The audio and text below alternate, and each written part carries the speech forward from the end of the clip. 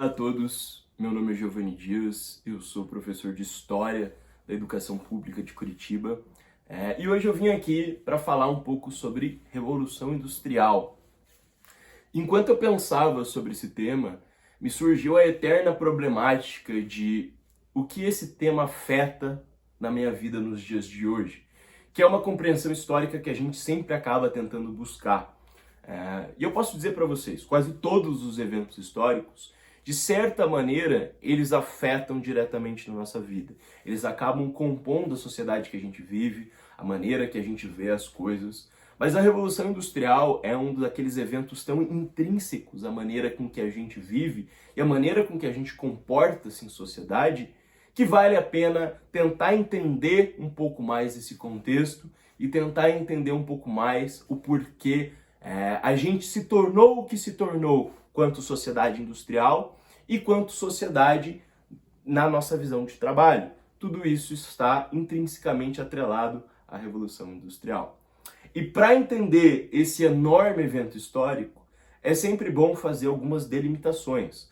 A primeira delas, a gente vai trabalhar com a Revolução Industrial falando só sobre a primeira e a segunda fase. Existe até uma discussão sociológica e histórica em relação à terceira fase, que seria a fase tecnológica, a fase do surgimento da internet e tudo mais, mas como isso seria algo recente que não necessariamente teria acabado ainda, nós vamos se atrelar apenas à parte histórica e falar um pouco sobre essas duas primeiras fases da Revolução. E para falar, obviamente, sobre Revolução, é necessário se apegar ao bom e o velho contexto. A Revolução Industrial, ela acontece num período histórico muito importante. O mundo como um todo estava numa fase de transição. Já haviam surgido algumas cidades, algumas grandes cidades, você teve um reavivamento da vida urbana ali depois do final da Idade Média, mas vai ser a Revolução Industrial que vai de fato transformar as grandes cidades em centros extremamente populosos. E se nós estamos aqui em Curitiba, uma capital extremamente populosa, nós somos diretamente frutos desse padrão industrial que acabou tirando as pessoas do interior e trazendo elas para a grande cidade.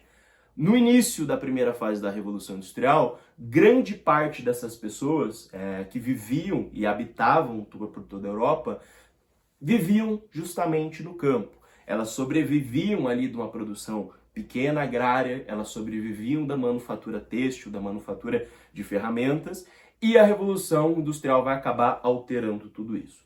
Então, vamos começar a falar sobre a primeira fase da Revolução Industrial. Essa primeira fase da Revolução Industrial, ela vai durar de 1750 até 1850, então ali um século de duração, e ela vai ter como o grande ponto de partida a invenção da máquina de fiar para produzir roupa. E eu sei que hoje você aí na sua casa, assistindo a esse vídeo, vendo todo aquele contexto assim de tecnologia, desenvolvimento de robótica e tal, parece que a máquina de fiar não é uma grande invenção tecnológica.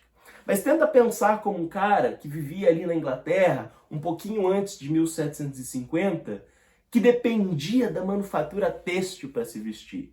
Esse cara tinha uma limitação dessa aquisição de roupas, primeiro porque elas eram caras para se produzir, elas eram demoradas para se produzir, e aí quando você surge a máquina de fiar, você vai acelerar aquela produção em 10, 15, 20 vezes.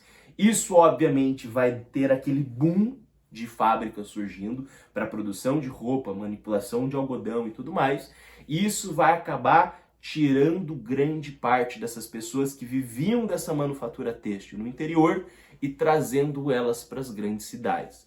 Esse vai ser o momento onde você vai ter um êxodo rural muito grande dentro da Inglaterra, que vai acabar sendo um grande problema, mas que a gente vai falar um pouquinho mais à frente, e você vai ter o surgimento dessa indústria, com essas pessoas indo para as cidades para trabalhar. Nessa primeira fase da Revolução Industrial, a gente tem o carvão como grande motor das fábricas, tanto para a indústria do transporte, quanto para a iluminação, quanto propriamente para os funcionamentos das fábricas, das máquinas e tudo mais. E você vai ter uma modernização restrita apenas à Inglaterra. E essa restrição apenas à Inglaterra, ela tem alguns motivos. O principal deles é que a Inglaterra, em 1688, então ali quase um século antes da primeira fase da Revolução Industrial, ela teve uma alteração de poder. A burguesia, ela tomou o poder na Inglaterra. Ela destituiu os poderes reais em 1688. A partir dali você tem a assinatura da Bill of Rights, onde o rei ele vai se tornar uma figura quase ilustrativa dentro da Inglaterra. E você vai ter a burguesia assumindo o parlamento.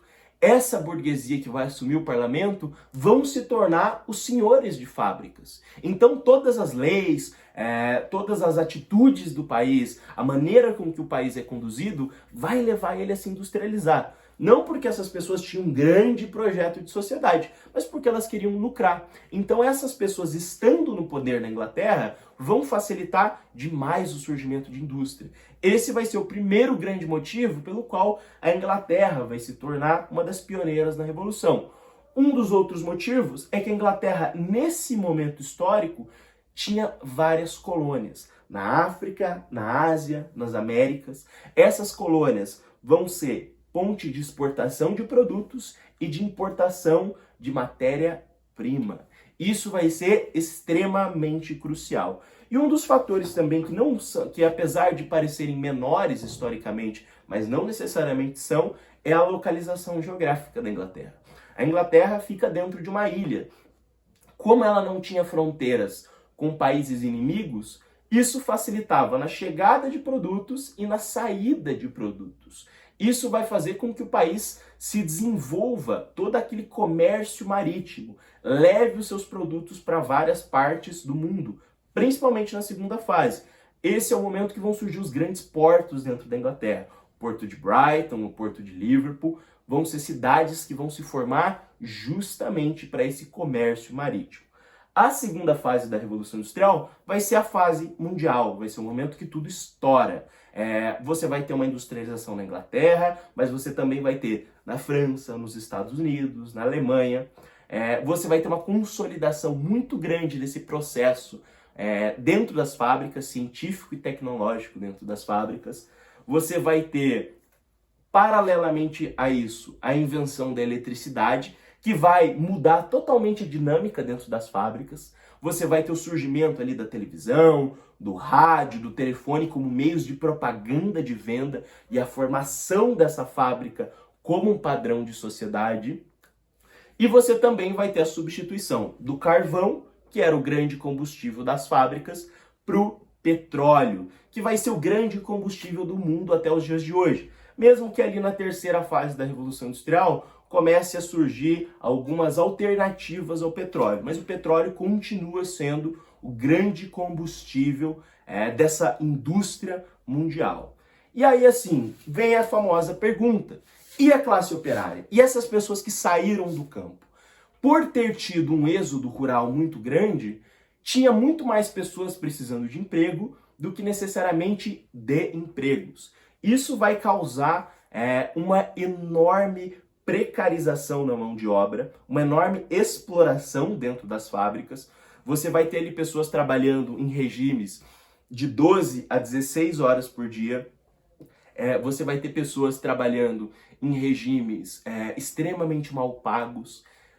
Você vai ter pessoas trabalhando sem necessariamente equipamentos de proteção, sem garantias para a saúde ou necessariamente para acidentes dentro das fábricas. Você vai ter uma exploração da mão de obra muito grande. Inclusive é nesse período da história que vários pensadores vão se debruçar e analisar a classe operária através e essa relação com o capitalismo que começou a surgir dentro da Revolução Industrial. E aí, obviamente, se você tem uma exploração generalizada, você vai ter movimentos de trabalhadores lutando pelos seus direitos. Os dois principais movimentos de trabalhadores dentro da Revolução Industrial vão ser os cartistas e os ludistas. Os ludistas, que eram mais radicais, eles eram conhecidos como os quebradores de máquinas. Eles iam nos lugares, destruíam as máquinas porque eles acreditavam que as máquinas roubavam empregos. E os cartistas, que vão ser os precessores dos sindicatos, vão ser as pessoas que vão se articular para lutar por direitos trabalhistas dentro das fábricas. Bom, hoje esse foi o resumo da Revolução Industrial. Espero que a gente se veja na nossa próxima aula e eu fico por aqui hoje. Tchau, tchau.